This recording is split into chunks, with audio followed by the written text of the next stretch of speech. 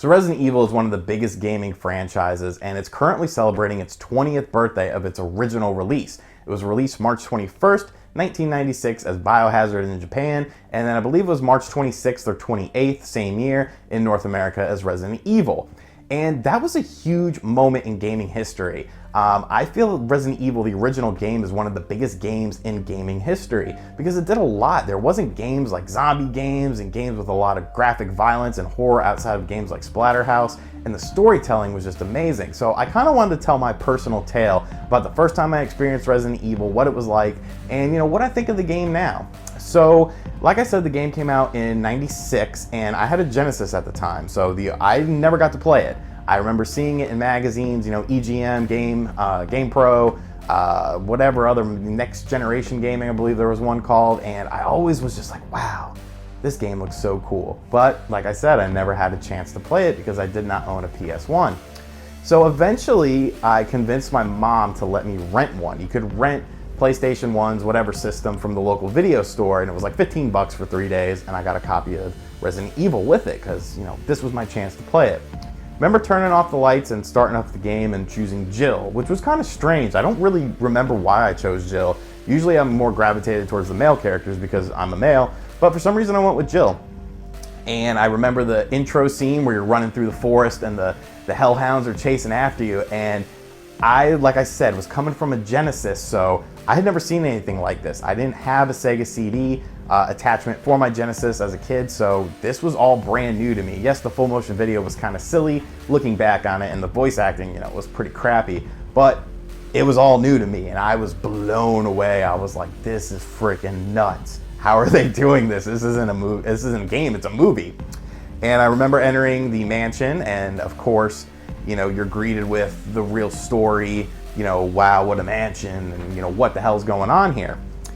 And I remember the first time I saw the zombie, when the zombie turns at you and faces you when you're looking for clues or whatever. And that's one of the most important moments in gaming history, in my opinion, just because of how impactful it was. You've never, like I said, games like this weren't commonplace yet. This was a trendsetter, a new game, and it really defined things. And when he looks at you and just the fear you had within yourself, and then he comes to attack you and you got to defend yourself, man, that was great.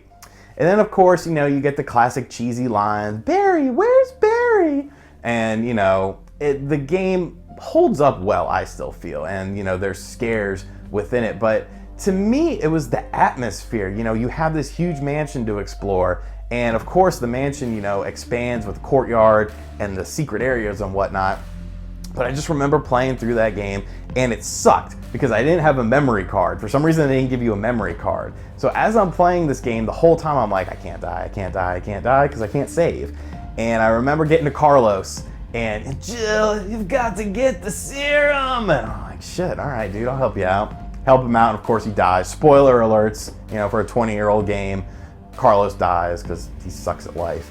And then you meet the Yawn, which is the giant snake, and that blew me. I was like, holy shit on a stick. And I remember I died. I died at the Yawn, and then I was screwed because I didn't have a memory card, and I was so sad. And I kept playing it, I played it more and more, but I never could really get, much further past the Yawn. And that always, made me sad.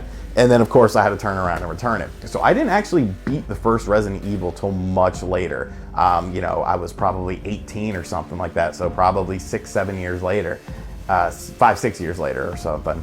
And I remember the first time I actually beat it, I was really impressed with just how the game continued, because I always just figured, you're just in this mansion. And then of course there's all these other elements. There's the whole story element. And of course you could choose two characters, and both characters have, Chris and Jill have unique experiences within the game. And then I played it again in my early 20s. Of course, well, let me back up, because of course there's the whole remake that was on the GameCube. But to me, that was a separate game. I know it was built on the original Resident Evil, but with new characters, new voice acting, new enemies, new storylines and stuff, it felt like a different game to me. I don't consider that to be the original Resident Evil. I consider that to maybe be an extension of it, but it's not the original Resident Evil. My highest playtime with the game actually came with the DS version, which was Resident Evil Deadly Silence.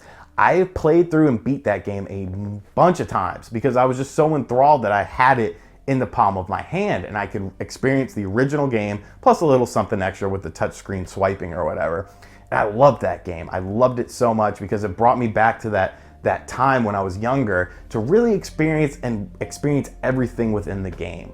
And of course now Resident Evil, the original, is sort of dated. You know, the tank controls, the dialogue is cheesy, the voice acting is cheesy, the cutscenes are, you know, ugh. But at the time, man, there was nothing like it. That was a time in gaming where there was a bunch of big games, and I'll probably always, you know, look back at those other games too when their anniversaries are coming up. But that PlayStation 1, Saturn, N64 era was huge for gaming because it was really huge technological leaps. And Resident Evil is still very playable to this day. I highly recommend you check it out if for some reason you haven't. Even if you've played the hell out of the remake, I consider the original Resident Evil to be, you know, like the grandfather, the one that started it all, and it's a different entity to me. And there's a multitude of ways to play it. You can, you know, pick up a disc copy for dirt cheap nowadays, play it on a PS1, 2, or 3. You could get it on the PSN network. You could get the aforementioned DS version, Deadly Silence. All of these versions are dirt cheap, and I highly recommend you pick it up because it's a timeless game, man. It's a timeless classic. There's just so much to that game, and at the time, there was nothing like it. There was nothing like it. And to me, there's still nothing really like it, honestly. So I hope you guys enjoyed this video. If you like videos like this where I'm just kind of reminiscing and going back in time, let me know in the comment section below. Also, let me know in the comment section your initial impressions of Resident Evil the first time you played it. It could be a remake, it could be another version of the game, whatever, I don't really care. But, you know, just talk to me or whatever. And like I said, if you like more of these videos, be sure to hit that like button as well and subscribe to my channel here for more retro gaming content. I will see you guys next time. Later.